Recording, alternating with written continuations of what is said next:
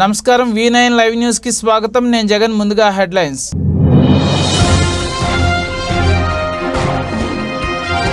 నౌకల రూట్లను clear చేసేందుకు Baltimore bridge పేల్చివేత, video viral.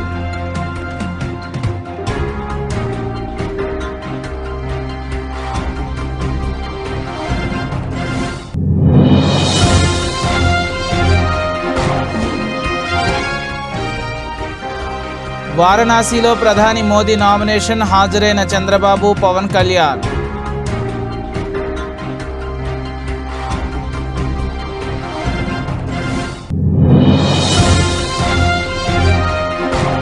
పోటెత్తిన Andhra Pradesh ఎన్నికల ఘర్షణలతో రాష్ట్రం రణరంగం. 76.50% దాటిన పోలింగ్.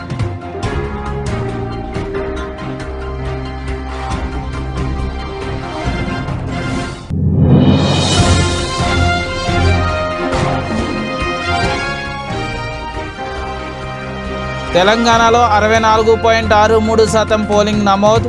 హైదరాబాద్, సికింద్రాబాద్ పరిధిలో అత్యల్పం.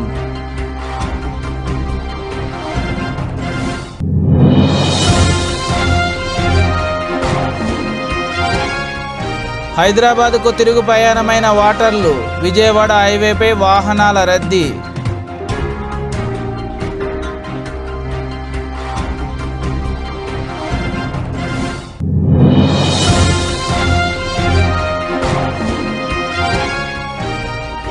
టైటాన్స్ ప్లే ఆఫ్స్ ఆశల గల్లంతు. టాస్ కూడా పడకుండానే గుజరాత్ కోల్కతా మ్యాచ్ రద్దు.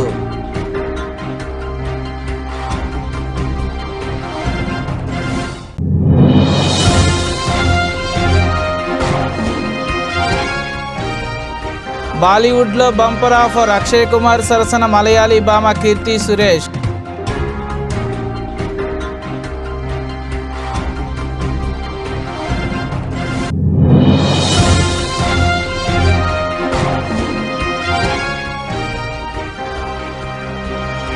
టాటా నెక్సస్ నయా మోడల్ ప్రారంభ ధర 8 లక్షలు.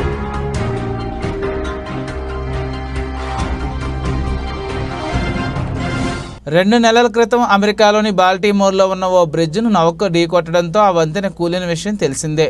అయితే భారీ ఎత్తున నదిలో స్టీల్ ఉండిపోవడంతో ఇప్పుడు దానిని పేల్చివేశారు. కార్గో షిప్ డాలీని చుట్టిన శిథిరాలను తొలగించేందుకు చాలా నియంత్రణతో స్టీల్ మెస్ను పేల్చివేశారు. ఎటువంటి నష్టం జరగకుండా ఈ ప్రక్రియను చేపట్టారు. కూలిన బ్రిడ్జికు బాంబులు పెట్టి పేల్చివేశారు. అయితే రవాణా నౌకలు వెళ్లే రూటును క్లియర్ చేసే ప్రక్రియలో భాగంగా కూలిన బ్రిడ్జిను పేల్చివేశారు. వాస్తవానికి వెదర్ సరిగా లేకపోవడం వల్ల 2 సార్లు పేల్చివేతను సోమవారం నిలిపివేశారు. దాలి నౌకని చుట్టిన ఇనుప ముక్కలను తీసివేసేందుకు మరో ప్లాన్ వేశారు. సుమారు 2.6 కిలోమీటర్ల దూరంలో ఉన్న ఫ్రాన్సిస్ ట్రాకీకి బ్రిడ్జ్ మార్చి 26వ తేదీన కూలింది. డాలీ నౌక అదుపు తప్పి ఢీకొట్టడంతో ఆ బ్రిడ్జి కూలిన విషయం తెలిసిందే. లోక్సభ ఎన్నికల ప్రక్రియలో భాగంగా ప్రధాని నరేంద్ర మోదీ వారణాసి లోక్సభ స్థానానికి మంగళవారం నామినేషన్ దాఖలు చేశారు.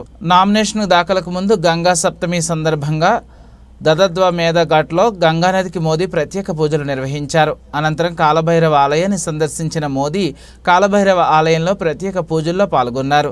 నామినేషన్ కార్యక్రమంలో ప్రధాని మోదీ వెంట యూపీ సీఎం యోగి ఆదిత్యనాథ్ ఉన్నారు. వారణాసి లోక్సభ నియోజకవర్గం నుండి మోదీ 2014-2019 ఎన్నికల్లో భారీ మెజార్టీతో విజయం సాధించారు. మూడోసారి పోటీ చేసేందుకు నామినేషన్లు దాఖలు చేశారు. మోదీపై యూపీ కాంగ్రెస్ చీఫ్ అజయ్ రాయ్ మూడోసారి పోటీ చేస్తున్నారు. జూన్ 1-7 విడతలో భాగంగా వారణాసి లోక్సభ స్థానానికి పోలింగ్ జరగనుంది. నామినేషన్ కార్యక్రమం అనంతరం భారీ ర్యాలీ నిర్వహించనున్నారు. ఈ ర్యాలీలో అమిత్ షా, రాజ్నాథ్ సింగ్, లోక్దళ అధ్యక్షుడు జయంత్ చౌహారి, ఎల్జేపీ చీఫ్ విరాగ్ పాస్వాన్, ఆప్నాదల్ అధ్యక్షురాలు అనురాగ్ ప్రీ పటేల్, సుహేల్ దేవ్, భారతీయ సమాజ్ పార్టీ అధ్యక్షుడు ఓంప్రకాష్ రాజ్భర్ సహా ఎన్డీఏ భాగస్వామి పార్టీల నేతలు పాల్గొనున్నారు. వీరిలో ఏపీ నుండి టీడీపీ అధినేత చంద్రబాబు నాయుడు, జనసేన అధినేత పవన్ కళ్యాణ్ పాల్గొనున్నారు. అదేవిధంగా బీజేపీ ఎన్డీఏ ముఖ్యమంత్రులు యోగి ఆదిత్యనాథ్, నితీష్ కుమార్, పుష్కర్ సింగ్ ధామి, మోహన్ యాదవ్, విష్ణుదేవ్ సాయి, ఏక్నాథ్ సిండే, భజన్ లాల్ శర్మ, హిమంత్ బిశ్వ శర్మ, నాయాబ్ సింగ్ సైని, ప్రమోద్ సావంత్, ప్రేమ్ సింగ్ తమంగ్, మానిక్ సాహా పాల్గొనున్నారు. ఆంధ్రప్రదేశ్లో ఎన్నికలు రణరంగంగా మారాయి. అనేక చోట్ల ఉద్రిక్త పరిస్థితులు నెలకొన్నాయి. టీడీపీ వైసీపీ కార్యకర్తలు కర్రలు రాళ్లతో పరస్పర దాడులకు తెగబడ్డారు. పలు చోట్ల వాహనాలు ఈవీఎంలను కూడా ధ్వంసం చేశారు. పరిస్థితి అదుపు చేసేందుకు పలు ప్రాంతాల్లో నాయకులను పోలీసులు గృహ నిర్బంధం చేశారు. ఒకచోట ఏకంగా రబ్బర్ బుల్లెట్లు ప్రయోగించారు. ఏ నియోజకవర్గం అనే తేడా లేకుండా ఘర్షణలు జరిగాయి. ఘటనలపై టీడీపీ, వైసీపీ పోటీపడి ఎన్నికల సంఘానికి ఫిర్యాదులు చేశాయి. ఘటనలపై ఆగ్రహం వ్యక్తం చేసిన కేంద్ర ఎన్నికల సంఘం ఇరు పార్టీలను హెచ్చరించింది. నరసరావుపేటలో ఎమ్మెల్యే గోపిరెడ్డి శ్రీనివాస్ ఇంటిపై ప్రత్యర్థి పార్టీ కార్యకర్తలు దాడి చేయడంతో అడ్డుకునేందుకు పోలీసులు రబ్బర్ బుల్లెట్లు ప్రయోగించారు. గజపతి నగరం నియోజకవర్గంలోని కొత్త శ్రీరంగరాజపురంలో పోలింగ్ అధికారిపై వైసీపీ నేతలు దాడి చేశారు. పల్నాడు జిల్లా రెడ్డచింతల మండలం జట్టిపాలెంలో టీడీపీ నేతలు ఈవీఎంను ధ్వంసం చేయడంతో కొద్దిసేపు పోలింగ్ నిలిచిపోయింది. తర్వాత కొత్త ఈవీఎంలు ఏర్పాటు చేసి పోలింగ్ను కొనసాగించాల్సి వచ్చింది. పాయకరావుపేట నియోజకవర్గం కొత్తరేవు పోలవరం గ్రామంలో టీడీపీ, వైసీపీ శ్రేణులు కుర్చీలు, కర్రలతో కొట్టుకున్నారు. పల్నాడు రాజుపాలెం మండలం గణపవరంలో వైసీపీ నేత మర్రి సుబ్బారెడ్డిపై టీడీపీ కార్యకర్తలు దాడికి దిగారు. దాడిలో పిన్నెల్లి రామకృష్ణారెడ్డి కొడుకు గౌతమ్ రెడ్డికి తీవ్ర గాయాలయ్యాయి. ఈరోజు మన పార్లమెంట్ ఎన్నికల్లో భాగంగా ఈరోజు నార్సింగ్ మండలం వల్లూరు గ్రామంలో నేను నా ఓటును సద్వినియోగం చేసుకోవడం జరిగింది. అలాగే ప్రతి ఒక్కరు కూడా, ఈ ఓటర్లందరూ కూడా మనకి సరైన నాయకుడిని ఎన్నుకోవడానికి వచ్చే సువర్ణ అవకాశం కాబట్టి ప్రతి ఒక్కరూ తమ అమూల్యమైన ఓటును సద్వినియోగం చేసుకోవాల్సిందిగా అందరినీ కోరుచున్నాను. అలాగే పక్క గ్రామాలు కానీ లోకల్లో అందుబాటులో లేని వాళ్ళు కూడా ఈ ఓటును దూరం నుంచి వచ్చైనా సరే మన ఒక్క ఓటు లేకపోతే ఏమవుతుంది అని అనుకోకుండా దయచేసి అందరూ కూడా ప్రతి ఓటు అమూల్యమైంది కాబట్టి దీన్ని అడ్డుకునే ప్రయత్నం కానీ సరళంగా జరిగే ఎన్నికలు సరళంగా జరిగేటట్టు ఏమైనా చేస్తారా? నేను వచ్చేటప్పటికి ఆ ఎస్ఐని పాపం బండబూతులు నా కొడక నువ్వేం చేస్తున్నావు రాను ఈఓ గారి మీద నా కొడక ఎంతగా ముడిపోయినవని ప్రత్యక్షంగా అంత భయంకరంగా బూతులు మాట్లాడుతూ పోలీసుల మీదకి ఒంటి కాలుతూ, అదేవిధంగా పోలింగ్ ఆఫీసర్ మీదకి ఒంటి కాలుతూ పోయి బూత్ క్యాప్చరింగ్కి బయలుదేరితే ఏం చేయాలా? పీఓ గారు ఏమంటున్నారు సార్ ఈ విషయం మీద? అది మీరు అడగాల. నేను ఇప్పుడు సక్రమంగా ఓటింగ్ సరిపోయేదానికి వచ్చాను, ఇతర దౌర్జన్యానికి ఎదుర్కొనేదానికి వచ్చాను. మేము సాఫీగా ఈ నియోజకవర్గం మొత్తం ఈ గ్రామంలో కూడా సక్రమంగా ఓటింగ్ జరగాలనేది మా భావన. అతను ఈ ఓటింగ్ని ఆపి బూత్ క్యాప్చరింగ్ చేసి పోలీసుల మీద దౌర్జన్యం చేసి రక్షణలో ఉన్నటువంటి పోలీసుల మీద దౌర్జన్యం చేసేది ఏంటి? డిపార్ట్మెంట్ పోలింగ్ అధికారుల మీద దౌర్జన్యం చేసేది ఏంటిది? దౌర్జన్యానికి కాలం చెల్లింది. సాయంత్రం 6 గంటలతో ఇతని దౌర్జన్యానికి ప్రజలు తప్పకుండా గుణపాఠం చెప్పి తన చిత్తుగా ఉడించమంటారు. చిన్న చిన్న ఘటనలు మినహా తెలంగాణలో లోక్సభ ఎన్నికలు ప్రశాంతంగా ముగిశాయి. 17 పార్లమెంటు నియోజకవర్గాలతో పాటు కంటోన్మెంట్ అసెంబ్లీ నియోజకవర్గానికి ఉప ఎన్నిక జరిగింది. 2019తో పోలిస్తే ఈసారి ఎక్కువ పోలింగ్ శాతం నమోదైంది. 2019లో 62.77% ఓటింగ్ నమోదైతే ఈసారి 64.93% ఓటింగ్ నమోదైంది. అయితే పూర్తి ఓటింగ్ శాతాన్ని ఇవాళ ఎలక్షన్ కమిషన్ వెల్లడించనుంది. పలు పార్లమెంట్ సెగ్మెంట్లలో 72% ఓటింగ్ దాటింది. అత్యధికంగా భువనగిరి నియోజకవర్గంలో 76.47% పోలింగ్ జరగగా హైదరాబాద్ పార్లమెంటు పరిధిలో అత్యల్పంగా 46.8% పోలింగ్ నమోదైంది. సికింద్రాబాద్ కంటోన్మెంట్ అసెంబ్లీ నియోజకవర్గంలో 50.34% పోలింగ్ నమోదైంది. తెలంగాణలో గ్రామీణ ప్రాంతాల్లో జోరుగా ఓటింగ్ జరగగా రాజధాని పరిధిలోని హైదరాబాద్, సికింద్రాబాద్ పార్లమెంటు నియోజకవర్గాల పరిధిలో ఉదయం నుండి సాయంత్రం వరకు మందకొండిగా పోలింగ్ కొనసాగింది. వరుస సెలవులు రావడం ప్రజలు టోర్లకు ప్లాన్ చేసినట్లు తెలిసింది. కొంతమంది ఇళ్లకే పరిమితమయ్యారు. హైదరాబాద్ పార్లమెంటు పరిధిలో పోలింగ్ స్టేషన్లలో రద్దీ పెద్దగా కనిపించలేదు. సికింద్రాబాద్, హైదరాబాద్ నియోజకవర్గాల్లో 50% కూడా పోలింగ్ నమోదు కాలేదు. మల్కాజ్గిరి, చేవెళ్లలో 50% పోలింగ్ దాటింది. అత్యధికంగా భువనగిరి నియోజకవర్గంలో 76.47% పోలింగ్ నమోదు కాగా ఖమ్మంలో 75.19% పోలింగ్ నమోదైంది. తెలుగు రాష్ట్రాల్లో జరిగిన ఎన్నికల్లో తమ ఓటు హక్కును వినియోగించుకునేందుకు హైదరాబాద్ నుండి పెద్ద సంఖ్యలో ప్రజలు స్వగ్రామాలకు వెళ్లారు. అయితే సోమవారం ఓటు హక్కు వినియోగించుకున్న వారు తిరిగి హైదరాబాద్కు ప్రయాణం అవుతున్నారు. దీంతో నిన్న సాయంత్రం నుంచే హైదరాబాద్ విజయవాడ జాతీయ రహదారి రద్దీగా మారింది. యాదాద్రి భువనగిరి జిల్లా చౌటప్పల మండలం పంతంగి టోల్గేట్ వద్ద ట్రాఫిక్ నిలిచిపోయింది. ఈ టోల్గేట్ ద్వారా సాధారణ రోజుల్లో 30 నుండి 35 వేల వాహనాలు రాకపోకలు సాగిస్తుంటాయి.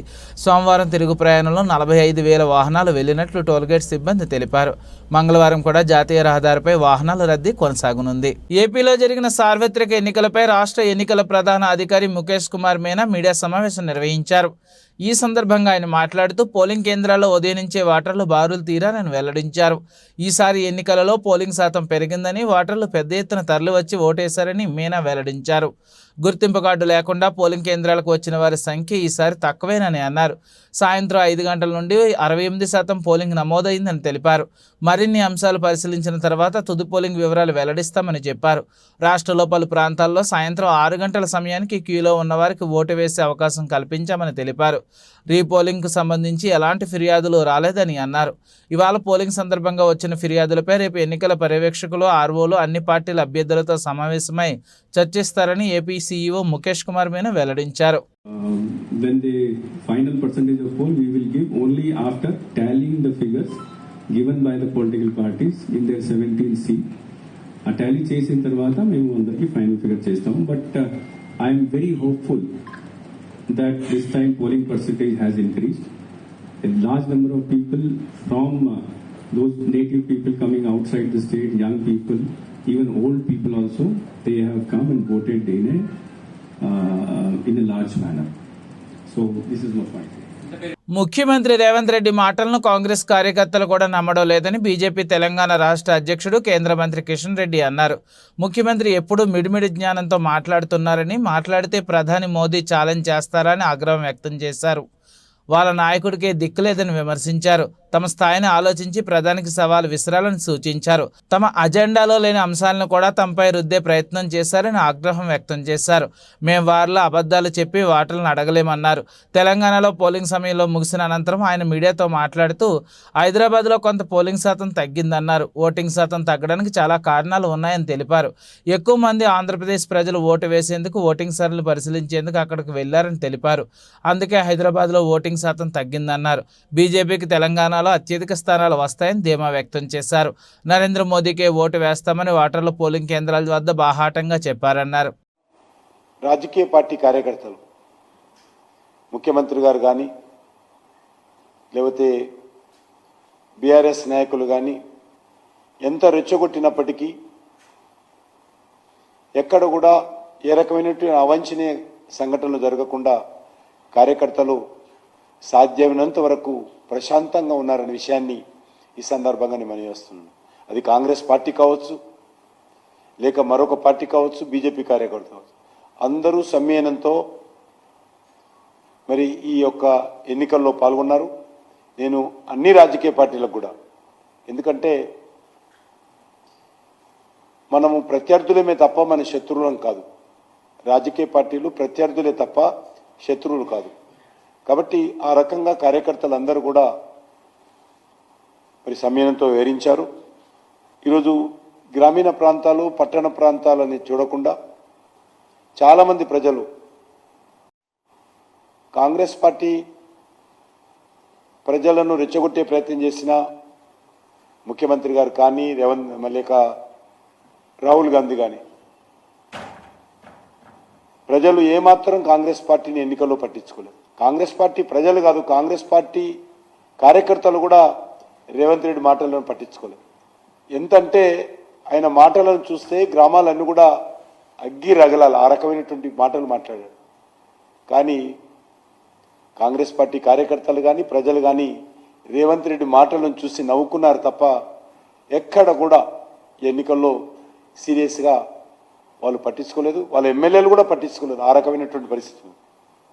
ఏపీలో జరిగిన పోలింగ్ ప్రజల నుండి భారీ స్పందన లభించడం రాజకీయ వర్గాలను ఆశ్చర్యంలో ముంచెత్తింది. టీడీపీ నేతలు పోలింగ్ సరళిపై సంతోషం వ్యక్తం చేస్తుండగా రాష్ట్ర ప్రభుత్వ సలహాదారు సజ్జల రామకృష్ణారెడ్డి కూడా ఈ అంశంపై మాట్లాడారు. ప్రజలు ఓటు వేసేందుకు పోలింగ్ కేంద్రాలకు వెల్లువెత్తారని, గతంలో ఈ ట్రెండ్ ఎప్పుడూ లేదని తెలిపారు. సీఎం జగన్ పేదల కోసం చేసిన కృషి ఫలితమే ఇవాళ ప్రభుత్వ సానుకూల ఓటు ఉప్పెనలా పోటెత్తిందని అభివర్ణించారు. ఓటింగ్పై ప్రజలు ముందుగానే నిర్ణయించుకున్నారని, ఇంకా పోలింగ్ కేంద్రాల వద్ద ఓటర్లు క్యూ లైన్లో ఉన్నారని సజ్జలు వివరించారు. టీడీపీ నేతలు ల్యాండ్ టైటిలింగ్ యాక్ట్పై చేసిన ప్రచారాన్ని ప్రజలెవరూ నమ్మలేదని అన్నారు. పేద ప్రజల అభివృద్ధే తమ అజెండా అని, పేదల అభివృద్ధే రాష్ట్ర అభివృద్ధిని స్పష్టం చేశారు. టీడీపీ వర్గీయులు రిగ్గింగ్ చేయడమే కాకుండా ఈవీఎంలు కూడా ధ్వంసం చేశారని, అయితే వైసీపీ శ్రేణులు ఎక్కడా నియంత్రణ కోల్పోలేదని, వైసీపీ కార్యకర్తలు సంయమనం పాటించారని వెల్లడించారు. ఎస్సీ, ఎస్టీ, బీసీ, మైనారిటీ వర్గాల కోసం, మహిళల కోసం, పేద వర్గాల కోసం, అహర్నిశలు పాటుపడే వాళ్ళ సంక్షేమం కోసం, వాళ్ళ అభివృద్ధి కోసం ఆ వర్గాలన్నీ ముఖ్యంగా మహిళలు ఈరోజు ఉదయం పోలింగ్ మొదలైనప్పటి నుంచి ఇప్పటికి కూడా ఎంత ఉత్సాహంగా పాల్గొన్నారో చూస్తే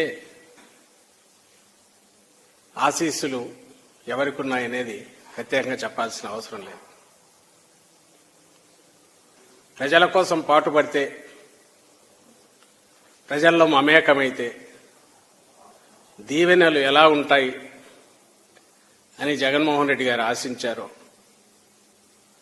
అవి ఈరోజు పోలింగ్ సరళిని కానీ సుదీర్ఘంగా క్యూలు గట్టి గంటల తరబడి నిరీక్షించి వేయడంలో కానీ ఆ అభిమానం, ఆ ఆశీస్సులు ప్రతిబింబించాయి. ఇంతకుముందే ఎన్నికల కమిషన్ ఇక్కడ చీఫ్ ఎలక్టరల్ ఆఫీసర్ ప్రకటించిన ప్రకారం 75%. మొత్తం మీద ఏదైనా సరే బ్యాలెట్ బాక్సుల్లో ఈవీఎంలో నిక్షిప్తమైంది. దాని గురించి ఎక్కువ లోతుకు పోవాల్సిన అవసరం లేదు. ఎవరి అంచనాలు వాళ్ళు వేసుకోవచ్చు. కానీ ఒకటైతే అంతిమంగా ప్రజలది విజయం అవుతుంది.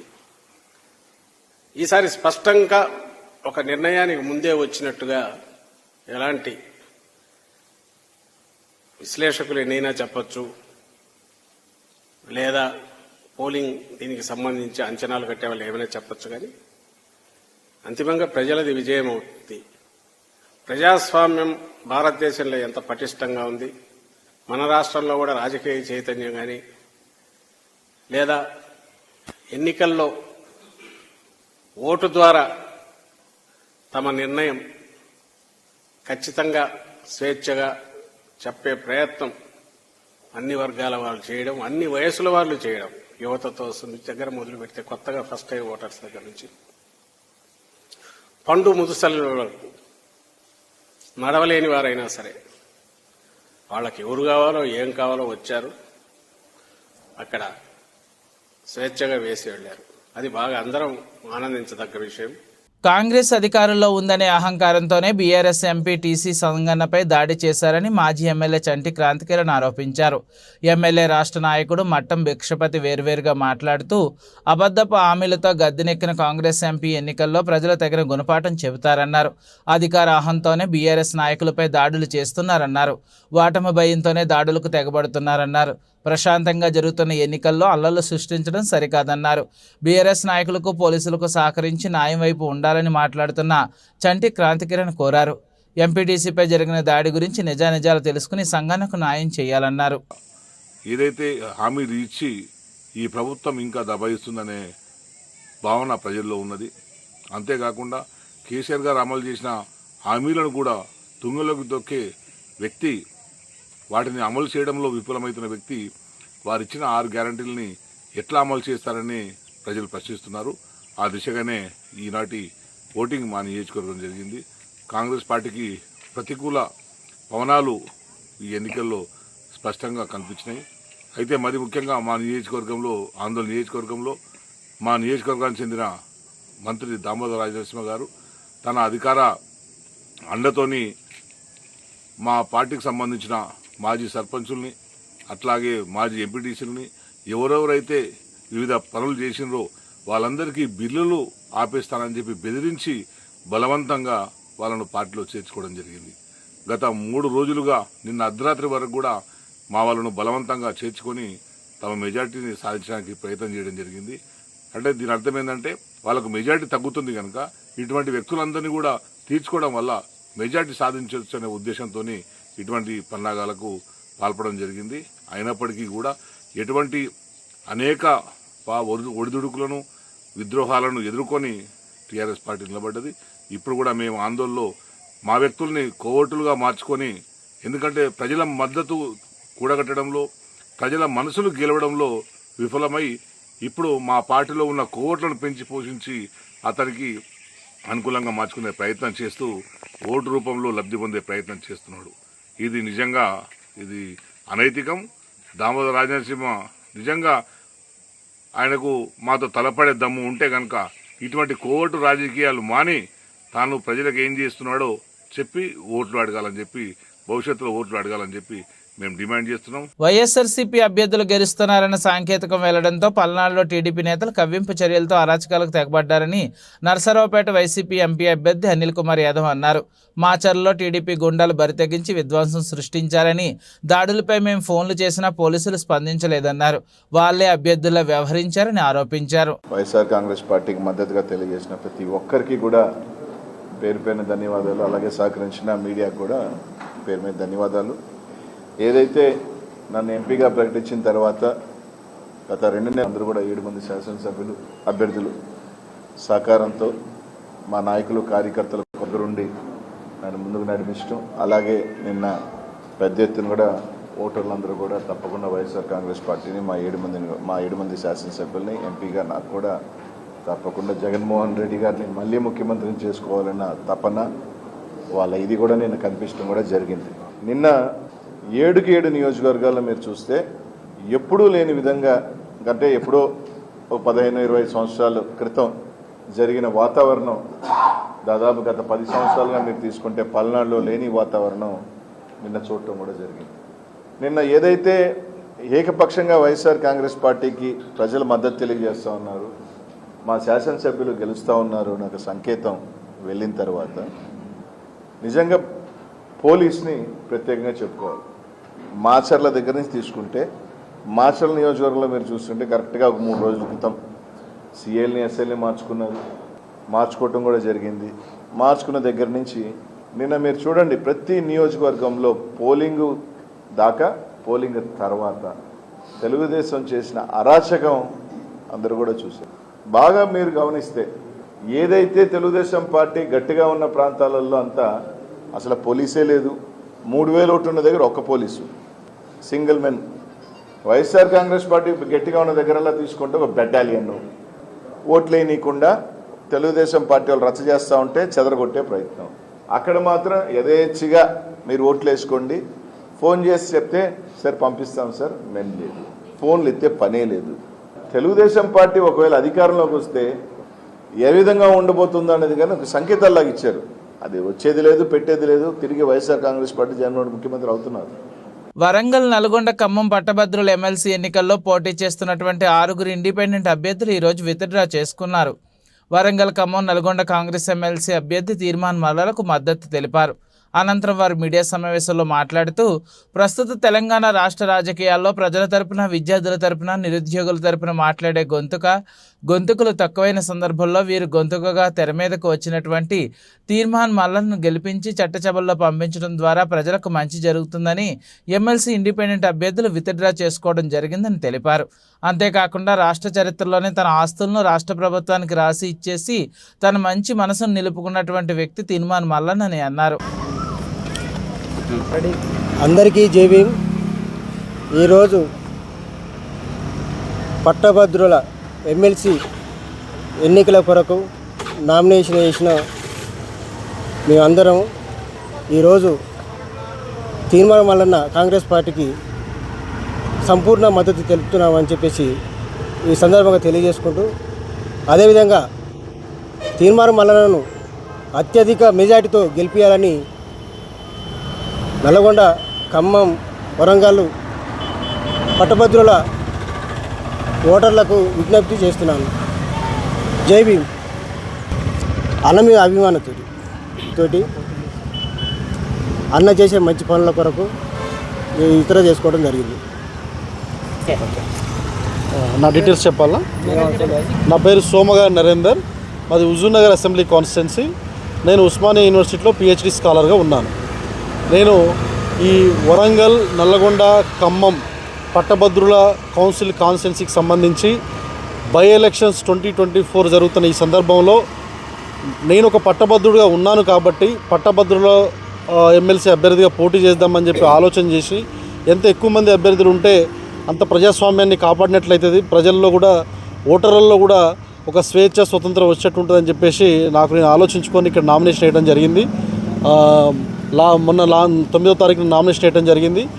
ఆ తర్వాత జరుగుతున్న పరిణామాలలో ఈ రాష్ట్రంలో రాజకీయం చాలా శరవేగంగా మారుతున్న ఈ సందర్భంలో నేను పోటీలో ఉండడం ద్వారా ఎటువంటి పరిణామాలు ఎదురవుతాయి, అసలు వాస్తవానికి ఎటువంటి వ్యక్తి ఈ ఎన్నికల్లో పోటీ చేయాలి, ఎవరు గెలిస్తే బాగుంటుంది, ఎవరు గెలిస్తే నిరుద్యోగుల పక్షాన, విద్యార్థుల పక్షాన, పేద ప్రజల పక్షాన, అవసరం ఉన్నటువంటి ప్రజల పక్షాన మాట్లాడగలుగుతారు, కొట్లాడగలుగుతారని ఆలోచన చేసినప్పుడు ఈ నాకు కనిపించినటువంటి నామినేషన్ వేసిన వాళ్ళలో నాకు వినిపించినటువంటి ఒకే ఒక పేరు తీన్మార్ మల్లన్న.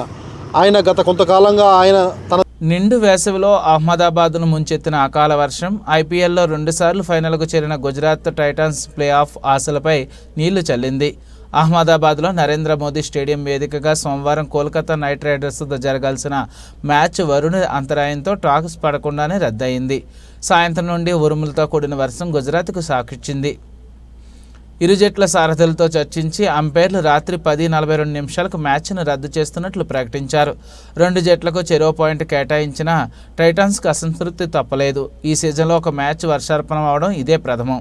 మలయాళీ భామ కీర్తి సురేష్కు గత ఏడాది బాగా కలిసొచ్చింది. తెలుగులో దసరా, బోలాశంకర్ విజయాలు ఆమె కెరియర్లో కొత్త ఉత్సాహాన్ని నింపాయి. ప్రస్తుతం ఈ భామ తమిళంలో 3 సినిమాలతో బిజీగా ఉంది. మరోవైపు ఈ ఏడాది బేబీ జాన్ చిత్రంతో హిందీ చిత్రసీమలో అరంగేట్రం చేస్తుంది కీర్తి సురేష్. వరుణ్ ధావన్ హీరోగా నటిస్తున్న ఈ సినిమాలో చిత్రీకరణ జరుపుకోనుంది. తాజా సమాచారం ప్రకారం కీర్తి సురేష్ హిందీలో బంపర్ ఆఫర్ను సొంతం చేసుకున్నట్లు తెలిసింది. వివరాల్లోకి వెళ్తే అక్షయ్ కుమార్ హీరోగా ప్రియదర్శన్ దర్శకత్వంలో ఓ సినిమాకు సన్నాహాలు జరుగుతున్నాయి. వీరిద్దరు కాంబినేషన్కు బాలీవుడ్లో మంచి క్రేజీ ఉంది. యాక్షన్ కామెడీ ఎంటర్టైనర్గా ఈ చిత్రాన్ని తెరకెక్కించబోతున్నారు. ఇందులో కీర్తి సురేష్ కథానాయికగా ఖరారు చేయబోతున్నారని తెలిసింది. హీరోయిన్ పాత్ర కోసం ఆలియా భట్, కిరియా అద్వానీల పేర్లను పరిశీలించిన చిత్రబృందం చివరకు కీర్తి సురేష్ను కన్ఫర్మ్ చేసిందని తెలుస్తోంది. ఈ సినిమాతో బాలీవుడ్లో ఆమె కెరీర్ మరింత ఊపందుకుంటుందని అభిమానులు భావిస్తున్నారు. మార్కెట్లో అత్యంత ప్రజాదరణ పొందిన నెక్సస్లో నయా వెర్షన్ అందుబాటులోకి తీసుకొచ్చింది Tata Motors. Entry level smart రకం ప్రారంభ ధర 7,99,000 రూపాయలతో 4 రకాల్లో లభించనున్న ఈ మోడల్ నెక్సస్ స్మార్ట్ ధర 8.15 లక్షలు, నెక్సస్ స్మార్ట్ ప్లస్ 9.20 లక్షలు, డీజిల్ మోడల్ 9.99 లక్షలు, smart plus S model petrol రకం 9.80 లక్షలుగా నిర్ణయించింది. పాత మోడల్తో పోలిస్తే ఎంట్రీ లెవెల్ మోడల్ ధర 16,000కు తక్కువగానే విక్రయిస్తున్నది. 7 అంగుళాల touch screen, 4 speaker sound system, 6 air bags, electrical stability control, real parking censor వంటి ఫీచర్లతో రూపొందించింది. బులెటిన్ ముగించే ముందు హెడ్లైన్స్ మరోసారి.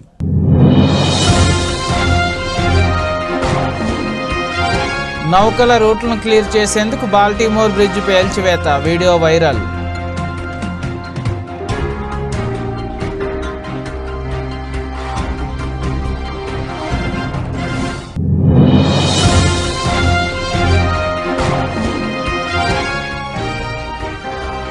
వారణాసిలో ప్రధాని మోదీ నామినేషన్ హాజరైన చంద్రబాబు, పవన్ కళ్యాణ్.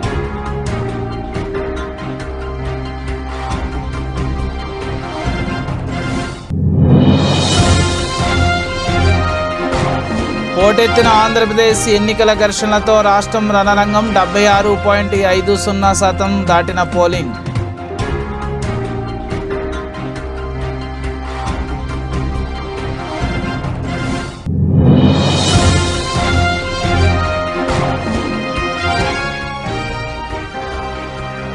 తెలంగాణలో 64.63% పోలింగ్ నమోదు.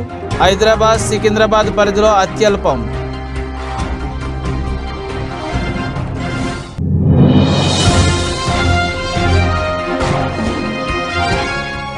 హైదరాబాద్కు తిరుగు ప్రయాణమైన వాటర్లు, విజయవాడ హైవేపై వాహనాల రద్దీ.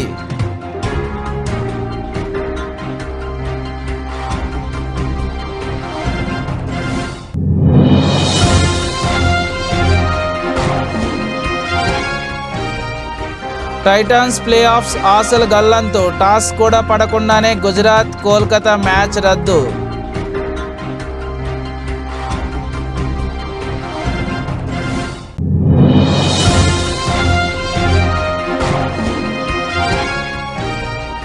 బాలీవుడ్లో బంపర్ ఆఫర్, అక్షయ్ కుమార్ సరసన మలయాళీ భామ కీర్తి సురేష్.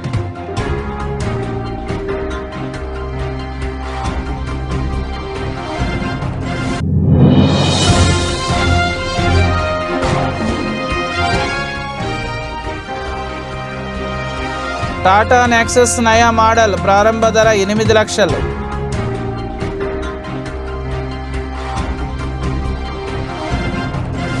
ఈ బులెటిన్ ఇంతటితో సమాప్తం. తిరిగి మరిన్ని వార్తా విశేషాల కోసం చూస్తూనే ఉండండి.